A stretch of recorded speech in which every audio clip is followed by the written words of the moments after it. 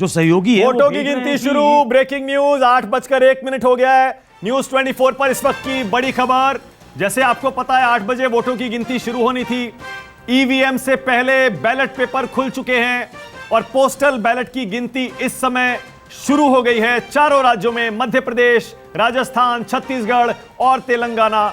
और ballot paper आपको पता ही है। संजीव, एक क्विक कमेंट। बैलेट पेपर में आमतौर पर रूलिंग पार्टी आगे रहती है, ऐसा माना जाता है। संजीव, क्या इस बार भी कुछ आपको ऐसी ही संभावना नजर आती है?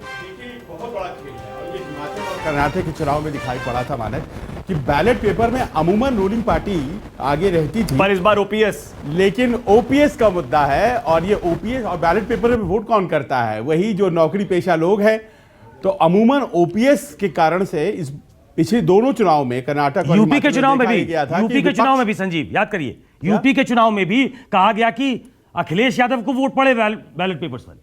हाँ, तो इसका मतलब यह है कि ओपीएस का एक मुद्दा है जो भारतीय जनता पार्टी को कहीं ना कहीं ओपीएस के सवाल पर कम वोट दे रहा है बैलेट में। अब देखना है इस बार क्या होता है। ओके, अब धनंजय गिरी बीजेपी से मेरे साथ जुड़ गए हैं। उससे पहले जल्दी से आपको बस थोड़ी देर के लिए मीना शर्मा के पास ले चलता हूं। मीना, आप जयपुर में बीजेपी दफ्तर के बाहर हैं, जरा दिखाइए वहां पर क्या हो रहा है। मीना,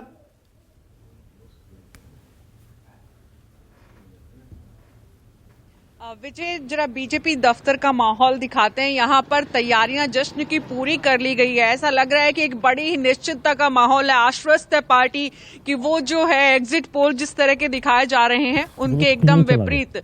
जो न्यूज 24 और टुडे चाणक्य का जो एग्जिट पोल है उसके मुताबिक राजस्थान में कांग्रेस की सरकार बन रही है। लेकिन यहाँ पर जिस तरह के तैयारियां पार्टी ऑफिस में हम देख पा रहे हैं और हमारे दर्शकों को दिखा पा रहे हैं, यहाँ पर पूरी तैयारियां हैं। और जैसा कि हम सुबह से देख रहे हैं, यहाँ पर जो पार्टी के वरिष्ठ नेतागण आ रहे हैं, ओंकार सिंह लखावत आए, राजेंद्र सिंह शेखावत आए, तमाम लोगों से जो बात की उसमें एक साफ कहना है कि राजस्थान परिवर्तन की तरफ जा रहा है। और ये विश्वास बीजेपी को है। बड़ी एलईडी स्क्रीन लगाई गई जिसपे अभी अभी हम बहुत ही भगवान श्री राम की गाथा सुन रहे थे। मंदिर का मुद्दा 2024 में बड़ा बनने वाला है और क्योंकि अब 2023 के बाद 24 की ही जंग है और ये पांचों चुनाव के परिणाम भी उसी लिहाज से, उसी नजरिए से देखे जा रहे हैं, सेमीफाइनल कहा जा रहा है। इसलिए यहाँ पर बीजेपी के जो लोग हैं उनमें पूरा आत्मविश्वास है। बस मुद्दा एक ही है यहाँ पर, शुरू से चुनाव प्रचार के दौरान भी जो था। मीना, रोकूंगा आपको, एक सेकेंड रुक जाइए। मध्य प्रदेश से और छत्तीसगढ़ से, राजस्थान से और तेलंगाना से भी शुरुआती रुझान आने शुरू हो गए हैं। मध्य प्रदेश में कांग्रेस 10 सीटों पर आगे निकल गई है। उसी तरह से छत्तीसगढ़ में कांग्रेस पार्टी 5 सीटों पर आगे निकल गई है।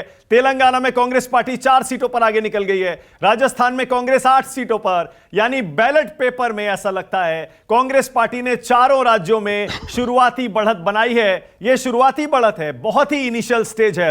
अभी सिर्फ बैलेट पेपर खुलने शुरू हुए हैं। लेकिन फिर भी जैसा संजीव और सुकेश बता रहे हैं और आपको भी पता होगा, कांग्रेस पार्टी ने, विपक्ष ने ओपीएस को एक बड़ा मुद्दा बनाने की कोशिश की है। ओल्ड पेंशन स्कीम, जो कि सरकारी कर्मचारियों के लिए एक बड़ा मुद्दा पिछले कई महीनों से इस देश में बना हुआ है। ये आंकड़े देखिए नीचे, बहुत तेजी से अब बदल रहे हैं। मध्य प्रदेश में कांग्रेस 12, बीजेपी 6 बैलेट पेपर की गिनती में। छत्तीसगढ़ में कांग्रेस 5, कांग्रेस 12, बीजेपी 3। तेलंगाना कांग्रेस 7, बीआरएस 3। उधर राजस्थान में कांग्रेस 8 और बीजेपी 2। ऐसा लग रहा है चारों राज्यों में कम से कम बैलेट पेपर में